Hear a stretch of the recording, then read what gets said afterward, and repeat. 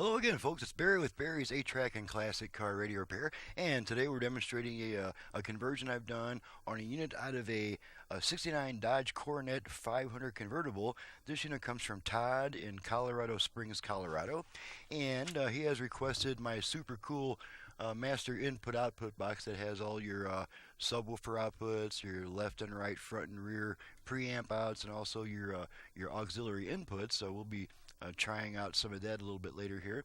And then he's also requested that even though we're doing the 8-conductor speaker connector so that none of the speakers have to be grounded to get the maximum output power, he has requested that we retain the use of his original power connector, which is fine. We can do that. That's not a problem at all. And so we're going to give her just a quick test, make sure everything works before we send her back. So let's turn it on. I do have it set to FM at the moment. To take on the NRA on the next morning edition. And we're just going to run it down the dial here. See, make sure we pick up a bunch of FM stations.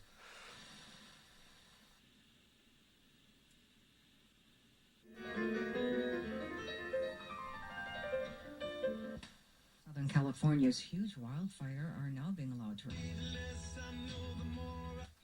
frustrating, annoying, pet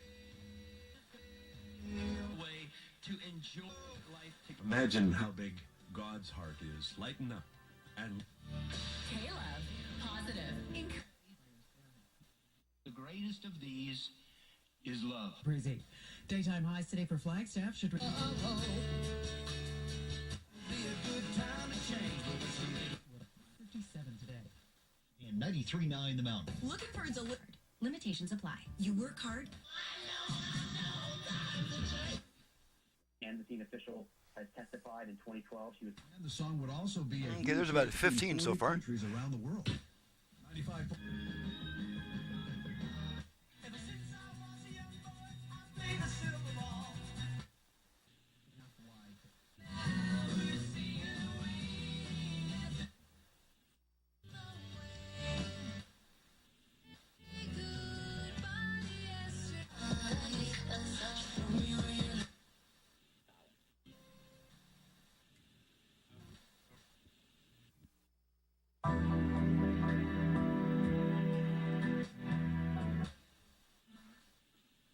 The bomb squad and deputies have.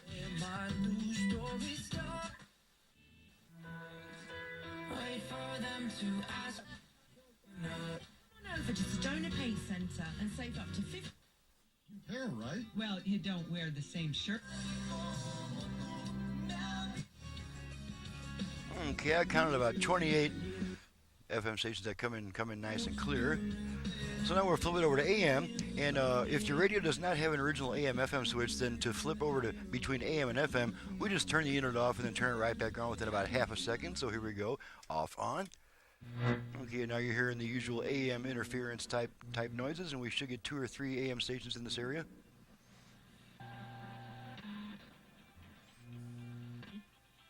Florida Department of Law Enforcement, where he began There you are. filming and taking pictures of.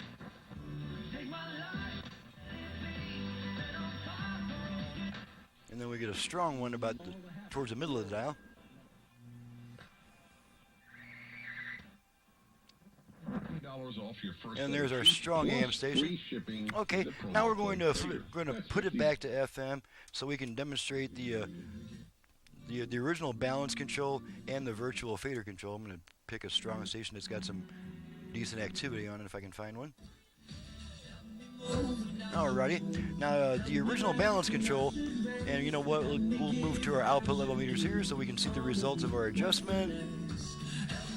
Okay, and the original balance control, there's all the way left, all the way right, left, right. Okay, I'm going to center the speakers again. Okay, but now this radio also has a virtual fader, a virtual front rear fader, which we activate using the tone control. On a Chrysler, on this thumb wheel unit, we're going to give our tone control turns 2 quick turns upwards, so which means we're going to rotate it first to the center so we've got room to turn it, and we're going to rotate this twice upwards, or in the direction of more treble basically. So here we go. Fader adjust. Okay, you hear the lady saying fader adjust, and now this tone control is adjusting the front rear speaker balance. Pretty cool feature there.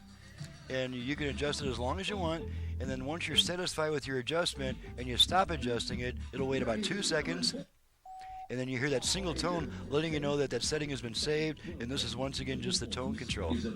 So that's a pretty cool feature, virtual fader control.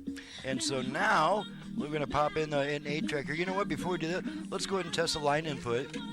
This will be just a quick test. We just want to make sure that the radio automatically switches over to the line input. So we're just going to plug a signal into our jack. There's the one, and there's the other one. And now after you use the line input, now after using the 8-track, the radio comes back immediately. After using the line input, it's going to wait 20 seconds to come back just because of a Vox circuit that holds onto that signal a little bit longer than it really needs to, just to make sure it's not switching back and forth constantly between songs and during quiet music passages. And so probably another 5 seconds of radio. There's our radio back. Okay, now we can pop an 8-track in. We've got some Anne Murray on deck here, and we don't need these meters anymore, I guess. Got a little Anne Murray. Let's see how Anne's doing today.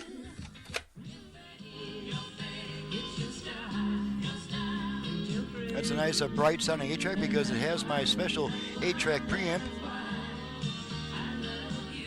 Plenty of brightness, plenty of treble.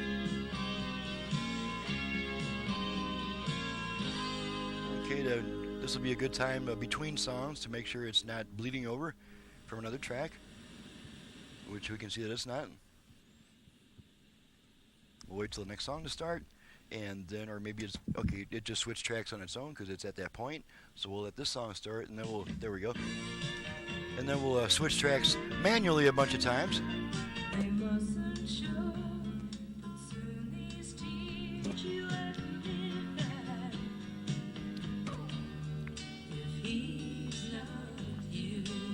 You can hear the nice reverb off that rim shot.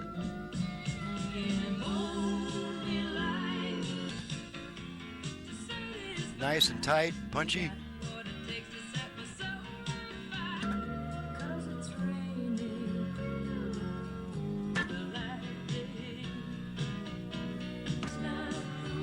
Alrighty, pull the tape out. Radio comes right back on. And let's try another tape just for fun. Let's try some Temptations.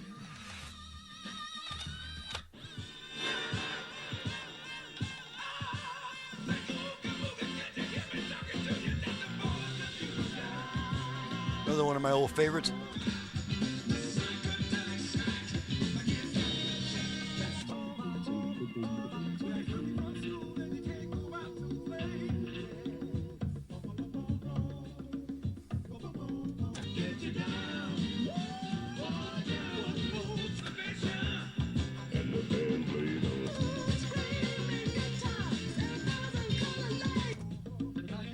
Okay, pull the tape out. Radio comes right back on, and that's it, folks. That's every function tested. She's ready to go right to the customer, and I'm ready to get on to the next job. Let's turn this puppy off. Let's turn me off, get my ugly face off of here. This is Barry with Barry's 8-track and classic car radio repair. Needless to say, if you have an 8-track player either for home or for car use, you can send it to me. I'm your guy. My number is 928-533-9666, and you've just seen when you know what? We have not tested the Bluetooth function yet. So, and this will be a quick, easy test. We're just going to activate the Bluetooth and make sure that it activates, and it'll say Bluetooth ready to pair if it successfully activates. I'm not going to go to the trouble of doing all the pairing and all that stuff, but we do want to make sure that it works and activates. And one way we can activate it is by giving the volume control 2 turns in the direction of higher volume. So here we go. Bluetooth ready to pair. Okay, Bluetooth ready to pair. And so the unit is now trying to pair with a portable Bluetooth device. And of course, since I don't have one handy right now, it's not going to do that. And then 90 seconds, she'll come back on saying pairing not completed. So that confirms that the Bluetooth function is working as well. So now I can really get out of here. I'm Barry with Barry's 8-track and classic car radio repair. I've already given you the spiel about the 8-tracks, but now you've also seen what I can do to a classic car AM radio. I can add FM, Bluetooth, USB, aux input, and you never know, maybe a couple other things by the time you get a hold of me. So my website is in the description below. Thank you so much for watching and listening, and we'll see you next time.